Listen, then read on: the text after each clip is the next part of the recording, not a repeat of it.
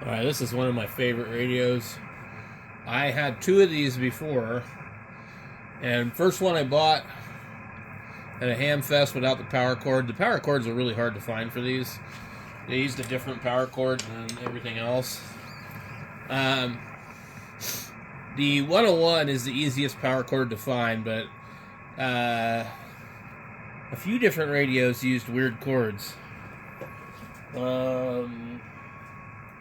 So I bought a second one that had a cord, it had problems. Anyway, the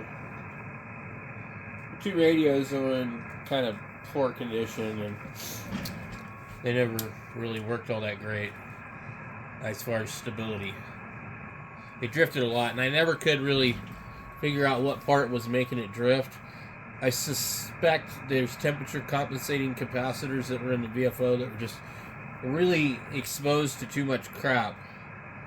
And a lot of these guys have these radios, and maybe when they had them new, they took really good care of them, and then they, maybe they left them out in a shed somewhere in, the South. When I say South, I mean like Yuma, Tucson, Phoenix, and the heat really just destroys stuff. It really does. Although, you don't have all the moisture and all that, the heat kills stuff. And I honestly think it's worse than the moisture. Anyway, this one here has got the typical cracks in a couple of the knobs. I don't know what Yaesu did wrong. So the both of these knobs on the RF gain and the clarifier. Let's see. So the clarifier is the inside one, and I'll show you. So they all end up like that most of the time.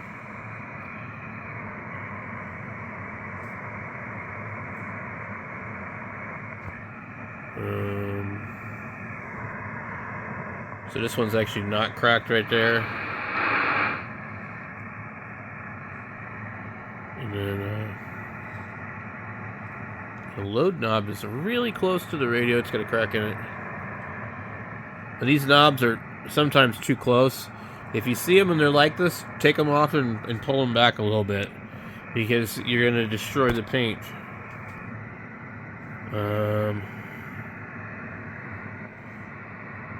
No crack on that. This one looks like it's got hairline. Yeah, it's starting to crack. And then that one's definitely cracked. Let's see, the outside one might be okay.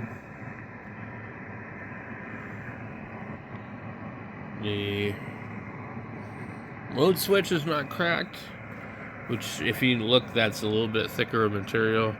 So you'll only find two of those, and they both seem to be fine. A lot of all the other ones, that one's cracked, that one's cracked, that one's cracked. This one's starting to crack. This is the only one that's not damaged.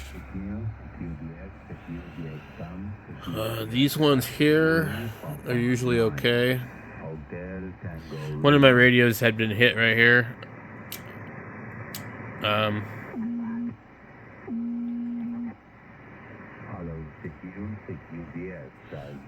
Let's see.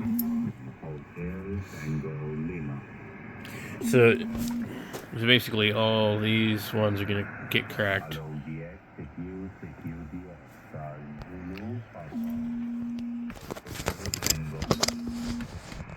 No, I'm listening to the SDR on my radio. Some kind of allergies in the air today, dude. It's bad. Really bad.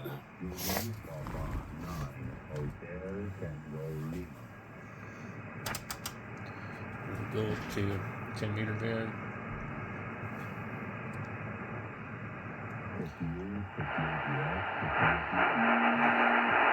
Tweak the pre-select.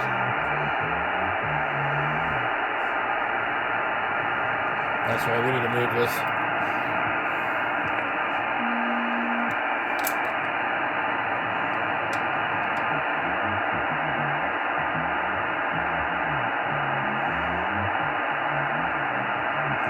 Yeah, it's already, I'll show you why. Look at this. It's already damaged.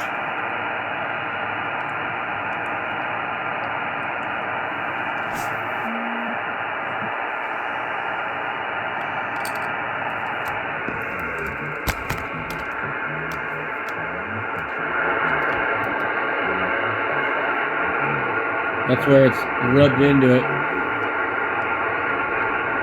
We can kind of use our finger oil, kind of take away from that scratch.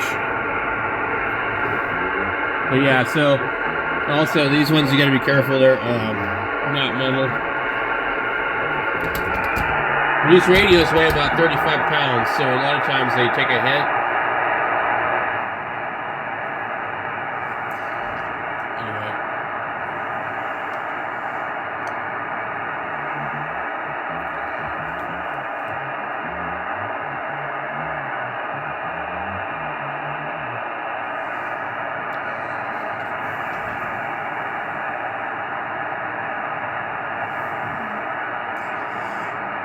Usually the knobs will hold on forever. Every once in a while you'll run across one where all you see is that piece.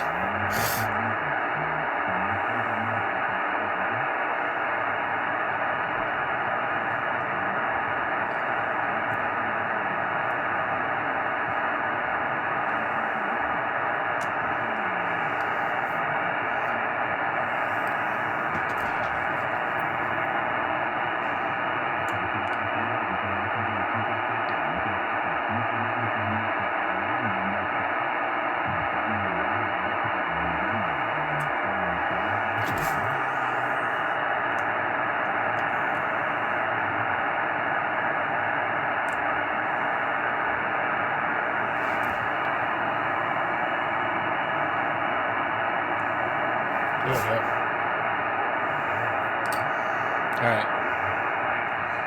And the VFO's backwards on these guys.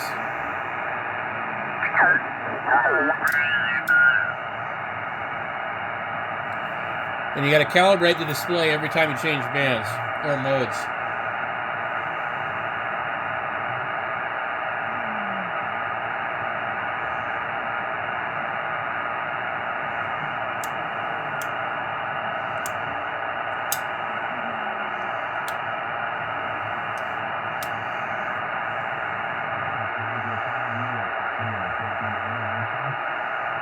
Right on the cusp. Okay, speaking. Well, this guy's not right on the cusp. He's leaving Charlie.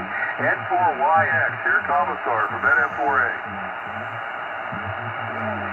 338 point something.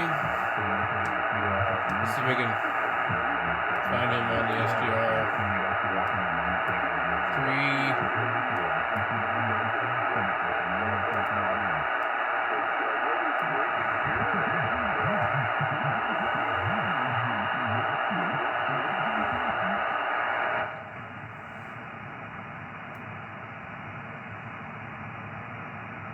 There's a guy on 395. Pretty strong. Okay, so we got you on the list, Ted.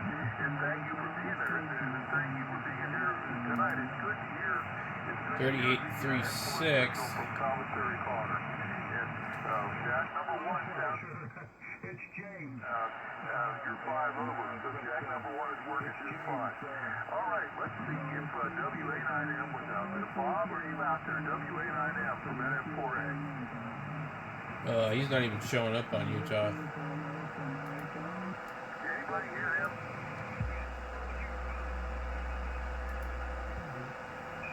Okay, I'm going to assume that he may have been there earlier and left, or he may not. 28355, there's a station. Well, then, we're going to go to the echo link.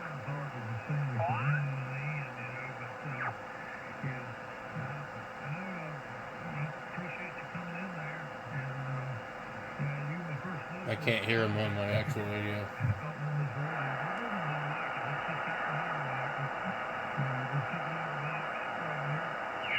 not only 20 or 10. We need 15 and 20 meters. 40 meters. 736, buenas noches, muchas gracias, amigo. Many, many thanks, Vic. Stay safe and well, and God bless, Vic. Kilo 0, Echo, Alpha. Clearwater, Kansas. This is X-Ray, Echo 1, Radio Kilo in Mexico City. Hasta la vista, Ralph. Vic, 73. His name's Ralph. 195.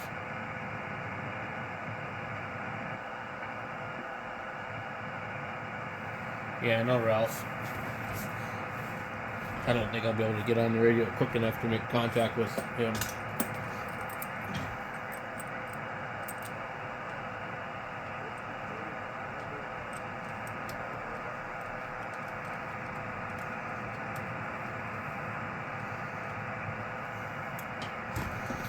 So Utah is picking up completely different stuff than what I'm getting.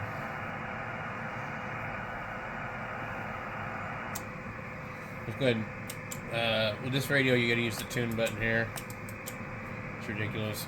I like to use my microphone. So we got carrier, key. We're on the dummy load.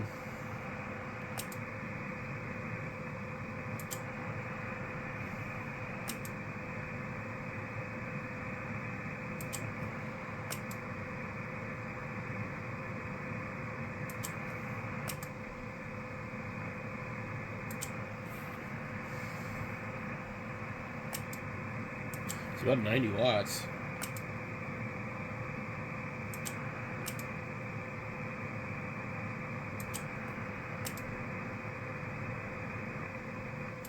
Good enough.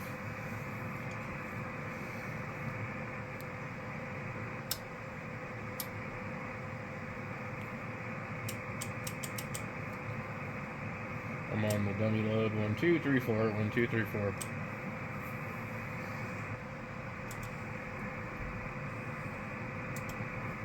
Hello, 1, 2, 3, 4.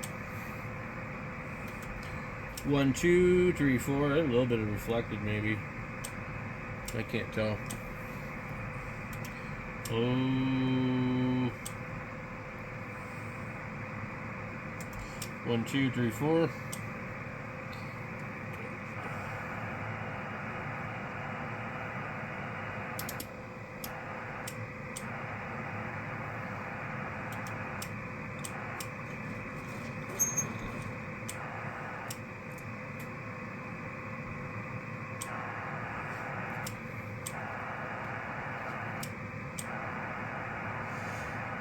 There's nobody on the radio now.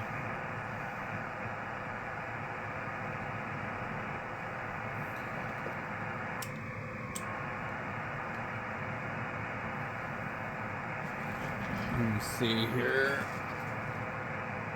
Oh man, I thought I was recording. So I just talked to Eric on here. I could hear him on Utah. I had the amp on. The amp's on over there. And I didn't even realize it was him at first. Anyway, I'm like, wait a minute, that call sign sounds kind of familiar. Anyway. So we got that one in the log book. And then he's going to have to figure out how to work the log book. QRZ is really, I think, kind of overly complicated. Okay, so it won't let me request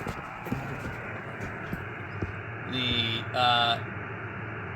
record because he doesn't have his logbook set up.